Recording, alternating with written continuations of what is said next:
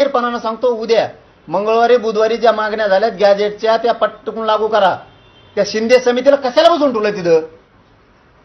साधे साधे जाणून बुजून कामं करत नाहीत. याच्या तुमच्यामुळे आत्महत्या व्हायला लागल्यात. मग आमचे पोरं मग तुमच्यामुळं मरायला लागले. तुम्ही फक्त देतो म्हणता आणि देत नाहीत. याचा अर्थ असा आहे की तुम्ही जाणून बुजून आमच्या मराठ्यांच्या पोरांच्या आत्महत्यात सुद्धा राजकारण करायला लागला. त्यांच्यावर नको हो खेळू, त्यांच्या बलिदानावर नका खेळू. मी हात जोडून सांगतो तुम्हाला फडणवीस साहेब, त्यांच्यावर कशाला राजकारण करता? त्यांच्या बलिदानावर कशाला ते टाळीवरचं लोणी खाल्लं असं तुम्हाला मर्यादा यावं द्या. तुमच्या घरातलं लेकरू मराठ्यांच्या घरातलं समजा. तुम्ही ज्या सगळ्या केसेस पासून गॅजेट पासूनच्या आणि शिंदे समितीला कामाला लावून मंगळवारी बुधवारी उद्या तातडीनं ते मार्ग काढा, ही माझी तुम्हाला विनंती आहे. कारण माझे माणसं पोरं मरायला लागलेत, मरायला. हात पाय नाही मोडला त्यांचा मुख्यमंत्री साहेब.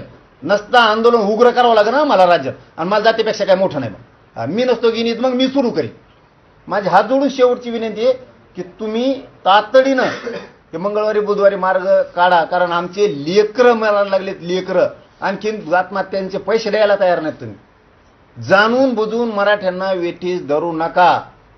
तुम्ही समजून घ्या. जर संयम सुटला तर मी सरकार फरकार काहीच बघणार नाही. आणि मराठा बांधवांना विनंती आहे, लेकरा हो नका रे आत्महत्या करू. तुम्ही आरक्षणच देतो, दम धरा. हो दे रिपीट, 1 वर्ष रिपीट होईल. फक्त इथून पुढं मराठ्यांच्या पोरांनी आत्महत्या करू नका. आईबापासाठी तुम्ही गरजेचे आहेत, माझ्यासाठी गरजेचे आहेत. माझा शब्द ऐका, फक्त आत्महत्या करू नका. पाटील वडेट्टीवार असं म्हटले की प्रत्येक ठिकाणी जरांगे पाटलांनी समोर यायची गरज नाही. काय वडेट्टीवार, विजय वडेट्टीवार असं म्हटले की प्रत्येक ठिकाणी जरांगे पाटलांनी समोर यायची गरज नाही. प्रत्येक ठिकाणी म्हणजे कोणचे?